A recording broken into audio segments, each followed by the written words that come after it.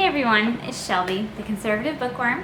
This is number 9 on my top 10 list. I'll start off with the 8 to 12 year old range. This, I mentioned in my last video that I was going to talk about another one of this author's books, Madeleine, which is A Wrinkle in Time. Most people know about this book, I think. Wrinkle in Time, John Newbery Medal book. Awesome book, really good. It's not so much about like magic, it's just like thinking about time and space, and it's a lot to, sorry, my dog. It's a lot to think about. Kind of stretches your mind thinking about. It's a little bit, I guess, sci-fi in a way. It's hard to explain. There's so much in this book, just kind of moral overtones and a little bit of religious overtones, and traveling through space and time. There's some aliens. If you have trouble with any of that, then maybe it's not for your child. But it's kind of about growing in confidence and not letting pride overtake you, being humble, and about always doing right, doing what's right. So, awesome message, and told in a very interesting way. Okay, next book is a book, I put it for 13 to 15.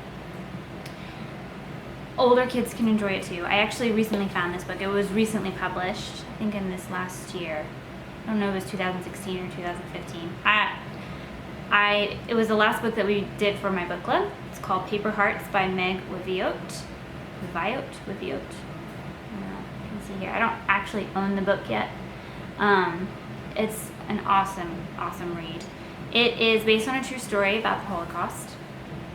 So it's a serious book, obviously. But I'm comfortable with putting 13 to 15 because as far as it being a serious topic, obviously the Holocaust is, but there isn't, I don't know if there's any cursing. If there is, it's maybe in German. There's no like hanky pank or obvious or any molestation or anything like that.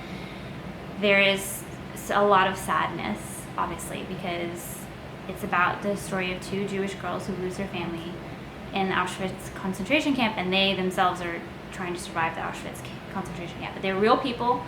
The story is about them, about the author has to kind of fill in some blanks. That's why it's fiction.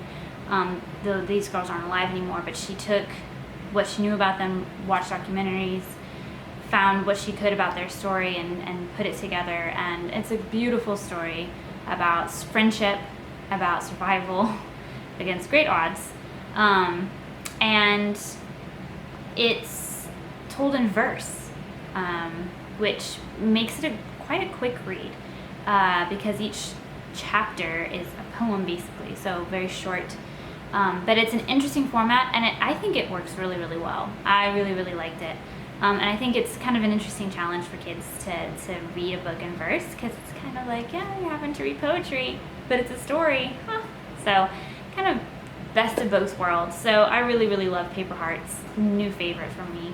And I would suggest it, especially if you're learning about the Holocaust anyway. It's a great book for that.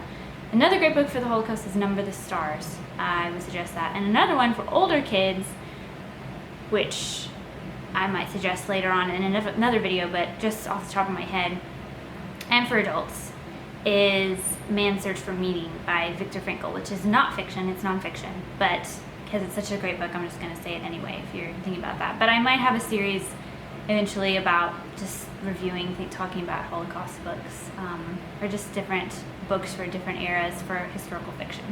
Okay, last but not least is my 16 to 18-year-old group, but younger kids can enjoy this too, 13 to 15, because there's nothing wrong with it. I just did it for older because I don't know, it just has a kind of an older feeling. But maybe it's because like the main character is she's like in her late teens. But it's called Enchantress from the Stars, and she's not an enchantress, so it's kind of, you have to read the book to understand, I guess. But it's by Sylvia, Engdhal. This is one of my favorite books, and I actually just recently found out that this author had quite a few other books. She wrote this in I think it's in the 70s maybe? Is when it was written? Yeah, 1970. I tend to like the older sci-fi, like I've mentioned. But this is interesting because it's about a culture, kind of anthropological almost, that is kind of really, really advanced. And they have like telekinetic powers because of their advancement. Not because of magic, because it's more explained by science, basically. But they're kind of sent to observe, in kind of a Star Trek way, observe cultures and civilizations, other worlds that have not achieved that level, or in a variety of stages, and they prevent some worlds that have achieved like star travel and things like that from taking over less developed worlds. Kind of like the Prime Directive, if you know about Star Trek. They're kind of like the overseers of the Prime Directive, preventing civilizations that are more advanced, that are not as advanced mentally, I guess, as this civilization, from overtaking these other civilizations. So, really great read. Sorry, I have something on the oven. It's boiling. I would suggest it, and those are my suggestions for number 9.